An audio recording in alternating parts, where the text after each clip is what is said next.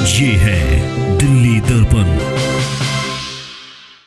नमस्कार साथियों, महिला आरक्षण बिल लोकसभा और राज्यसभा दोनों से पास हो गया है और लोकसभा में तो 2 सांसदों ने विरोध भी किया और राज्यसभा में तो किसी भी सांसद ने इसका विरोध नहीं किया। हालांकि जिस तरह से बहस हुई उसमें पिछड़ा वर्ग की बात की गई, SC ST की बात की गई और कांग्रेस ने पिछड़ा वर्ग की बात की। मायावती ने तो जो है उनके सांसद ने तो ये बोला कि 50% आरक्षण महिलाओं का किया जाए, उसमें SC ST का भी कोटा किया जाए और भी जो है सारी बातें हुई। और भारतीय जनता पार्टी पर यह भी आरोप लगाया गया कि साहब वोट बैंक के लिए जो है भारतीय जनता पार्टी महिला आरक्षण बिल लाई है, क्योंकि मणिपुर का हवाला दिया गया। ब्रजभूषण शरण सिंह जो भारतीय जनता पार्टी के सांसद हैं, उनके खिलाफ जो है महिला पहलवान जो जंतर मंतर पर धरने पर बैठी थी, यौन शोषण का आरोप लगाया था। तो उस मामले में प्रधानमंत्री के जो है जिस तरह का रवैया रहा उसका हवाला दिया गया। साहब महिलाओं के प्रति इतना सम्मान है, महिलाओं के इतने उत्थान की बात भारतीय जनता पार्टी करती है। तो मणिपुर में जब 2 महिलाओं को निर्वस्त्र करके परेड कराई गई तब प्रधानमंत्री जी 3 महीने क्यों चुप रहे? जब अंतर्राष्ट्रीय पहलवान जो है विनेश फोगाट और साक्षी मलिक दूसरे पहलवानों को लेकर जो है जंतर मंतर पर बैठी और उनके सांसद पर यौन शोषण का आरोप लगाया, तब जो है प्रधानमंत्री जी क्यों चुप रहे? वो सारी बहस चली, लेकिन कुल मिलाकर जो है महिला आरक्षण बिल जो है पास हो गया है और राष्ट्रपति के पास जाएगा और वहाँ से कानून बन जाएगा। लेकिन एक बड़ा प्रश्न ये उठता है कि विशेष सत्र जो भारतीय जनता पार्टी महिला आरक्षण बिल के लिए लाई, तो ये लागू कब होगा? ये एक बड़ा प्रश्न है। खुद भारतीय जनता पार्टी जो है उसका ये कहना है कि जनगणना के बाद में, परिसीमन के बाद में ये लागू हो पाएगा। 2029 की बात जो है वो खुद भारतीय जनता पार्टी कर रही है। और जिस तरह के तकनीकी मामले हैं, लोग तो यहाँ तक भी कह रहे हैं कि 2039 से पहले यह महिला आरक्षण बिल लागू होने वाला नहीं है। सबसे बड़ी बात यह है कि यदि महिला आरक्षण बिल लागू हो भी जाता है, 33% महिला आरक्षण महिलाओं को मिल भी पाता है, तो महिलाओं को ये हक मिलेगा नहीं मिलेगा? सबसे बड़ा प्रश्न ये, महिलाओं को जो है ये सम्मान मिलेगा नहीं मिलेगा? क्योंकि आज की तारीख में चाहे पंचायत चुनाव हो, पार्षद चुनाव हो, विधानसभा चुनाव हो, लोकसभा चुनाव हो, ये देखा जाता है कि महिला आरक्षित सीट होती है तो प्रभावशाली जो नेता होते हैं वो अपनी पत्नियों को चुनाव तो लड़वा देते हैं, लेकिन जब चुनाव जीत जाती हैं उनकी पत्नियां तो सारा कार्यभार वही देखते हैं। कोई समारोह होता है वही जाते हैं। एक बड़ा शब्द प्रचलित है हमारे समाज में कि साहब प्रधान पति, पार्षद पति, विधायक पति, सांसद पति।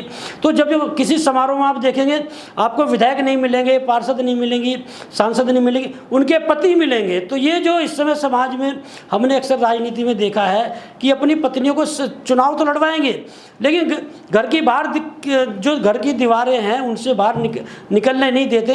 इस सोच को बदलना पड़ेगा। यदि महिला सांसद है, महिला विधायक है, महिला पार्षद है, महिला प्रधान है, तो उसका उसे उसी हिसाब से हक भी मिलना चाहिए। ये नहीं कि साहब महिला जो है 33% आरक्षण तो हो गया, लेकिन उनके पति उनका कार्यभार देखें। तो समाज में जो पुरुष प्रधान इस समय समाज है या पुरुष प्रधान राजनीति है, उसमें महिलाओं को कितना हक मिलता है, सबसे बड़ा ये इस समय होगा। और विशेष रूप से जो है समाज में जो पुरुष प्रधान इस समय समाज है उसकी मानसिकता बदलने की ज़रूरत है। अपनी पत्नियों को चुनाव तो लड़वाएंगे, अपनी पत्नियों को जो है चुनाव लड़वा के रुतबा तो हासिल करेंगे, लेकिन समाज में बाहर भेजने को तैयार नहीं है, गांव-गांव देहात में भेजने को तैयार नहीं है, लोगों के बीच में भेजने को तैयार नहीं है। वहाँ उनको जो है कहीं ना कहीं असुरक्षा की भावना उनके अंदर पैदा हो जाती है। तो ये जो इस समय महिलाओं को अधिकार देने की बात है 33%, सबसे बड़ा निर्भर इस चीज़ पर करेगा कि जो लोग अपनी पत्नियों को चुनाव लड़वाएंगे वो कितना हक उन्हें दे पाते हैं, कितना सम्मान उन्हें दे पाते हैं, कितना समाज में उन्हें निकल पाते हैं। और एक बड़ी धारणा रही है समाज में कि सब महिलाओं को राजनीतिक समझ नहीं है। जब महिलाओं को आप घर से बाहर नहीं निकलने देंगे, समाज में उठने बैठने नहीं देंगे, लोगों के बीच में जाने नहीं देंगे, गांव देहात में जो है घूमने नहीं देंगे, तो कहाँ से राजनीतिक समझ होगी? लेकिन फिर मैं इस धारणा को मानने को तैयार नहीं हूँ। आज की तारीख में जिस तरह का जागरूक समाज है और जिस तरह का संचार का युग है, आपको टेलीविज़न में सारी खबरें मिल जाएंगी। आज की तारीख में तो एक तरह से सोशल मीडिया का ज़माना है, मोबाइल में सारी खबरें मिल जाती हैं। तो मैं इस बात को कतई मानने को तैयार नहीं हूँ कि महिलाओं को राजनीतिक समझ नहीं है। महिलाओं को आज की तारीख में पुरुषों से कहीं राजनीतिक समझ नहीं है। ऐसा नहीं, पुरुषों से भी जो है कई मामलों में यदि आप महिलाओं से बात करेंगे तो राजनीतिक मामले में वो पुरुषों से भी अच्छी बातें करती हैं, तर्क वितर्क करती हैं। लेकिन मौका मिलने की बात है। आप देख लीजिए,